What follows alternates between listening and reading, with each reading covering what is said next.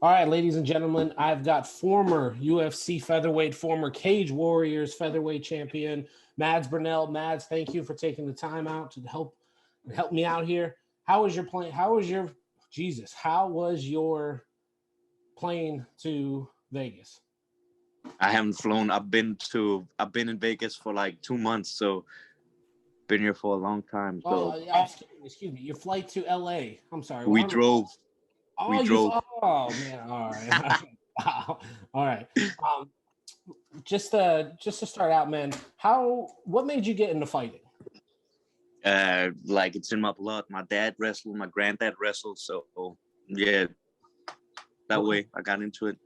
Did you start? How old were you when you first started wrestling? I was 6. 6. Okay. Is it safe to say your fight Saturday night with Emmanuel Sanchez is the biggest of your career?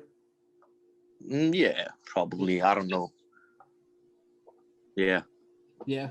Just like this is your first time co-headlining a card.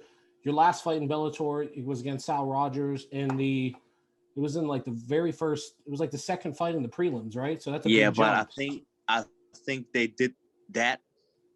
I'm almost 100% sure that they did that because both me and Saul is Europeans and we were fighting in America. So if we had to be like on the main card or late on the main card, the Europeans would have to wake up at like 4 a.m. to watch it. Whereas if we early on the prelims, it's like prime time Europe to watch the fights. Okay. Yeah, so I think that's why they did it. Yeah, I've heard Josh Thompson on his podcast talk about that with Leah McCourt when they have the shows in Ireland. Yeah. Do you still hold, or I should say, do you hold a grudge or do you have a chip on your shoulder on how your time in the UFC ended? I mean, your first fight was, at lightweight, and then you went 1-1, and then you were arguably beating Arnold Allen, and then you got cut. Do you still feel like you have something to prove to them? I don't feel any grudges. Like it helped me become the fighter I am today. So, and I'm super happy for where I am today. So it is. Okay, yeah. You're on a 6-fight. Well, you're good. I got you. You're on a 6-fight win streak. Do you think a win over Emmanuel Sanchez puts you in title contention? I mean, when you're ranked, you're already kind of in contention, right? But now I just saw that a couple of days ago that JJ Wilson and Adam Borix is going to fight for the number 1 contender spot. So, yeah. Oh, I'd be breaking news, Mads. I don't think that's out yet. I saw that on the internet a couple of days ago. Oh, I don't know. You might be. Yeah. So okay. I was like, yeah. I thought initially, okay, beat this guy, then it's for the title fight next, but apparently not. Okay. Yeah. Do you think Pico and JJ Wilson's kind of flown on the radar, but do you think a win against Sanchez, do you think you'll start getting that notoriety from, instead of just the hardcore fans, but more of the casuals? Probably, but I kind of feel that Emmanuel Sanchez, he's a little bit in the same boat as me, that it's like the casuals don't really know him, right. But the hardcores, they do. Yeah. Probably a bigger name, like not saying he's not a big name, but like for the casual fans, he's probably not the biggest name.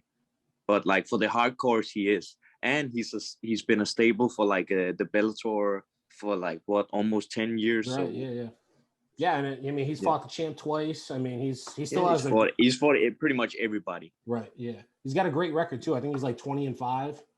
Yeah. I've noticed in your previous interviews, you said you've been really happy with Bellator. You seem like you're comfortable there. Is that due to Scott Coker? Is that due to you when, being successful, you finally found a home? It's due to when you are at the events, everybody is like super nice and like you feel wanted, with Bellator. I feel like they want me there. And that's a good feeling, right? Yeah, absolutely. Yeah, absolutely. Yeah. Talk about your time. Appreciated. You feel I feel appreciated. That's what I wanted to say. So yeah. Extreme Couture has gotten a lot of notoriety lately. Do you feel it's on par with like the American Top Team, the Sanford MMAs? Like, oh man, I never really watch all that stuff, like what is the gym of the year and all that, this and that. I just know that XC is like a very good place for me, and I have a very close relationship with the head coach, Dennis Davis. I live with him and his family every time I'm out here, and yeah, it works very well for me.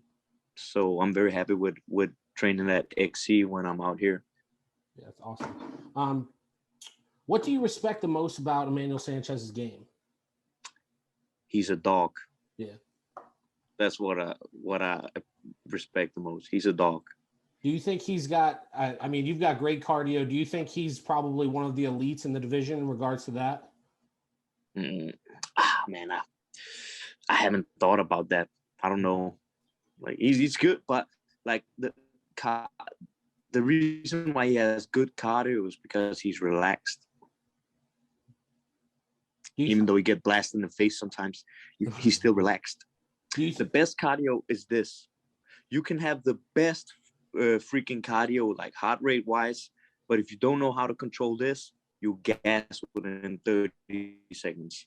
And you can beat, that's why I love like fighters like James Toney, because he's fat, out of shape. And like probably if he did all kinds of tests and this and that, they'll be like, oh, he ain't no athlete, but he's relaxed and he's calm under fire. And that's like one of the best traits to have. It's funny that you mentioned that. I was going to bring him up. I saw that you've been a huge fan of James Toney. He was an inspiration.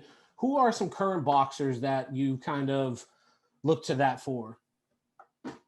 To be honest, I don't really watch that many of the current boxers, but of course, I think Canelo, he's slick as hell.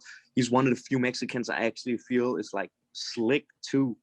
Like he can walk you down behind his guard, like typical Mexican style, and just throw body punches. But he's also got that head movement and that slickness and good in like trapping you and setting you up with punches. I think he's pretty cool, Canelo. Yeah. Yeah. What do you got prediction wise for Saturday night, man? I don't predict or expect anything when it comes to fight. And for any reporters who ever try to interview me or whatever, don't ask me that question. I don't predict or expect.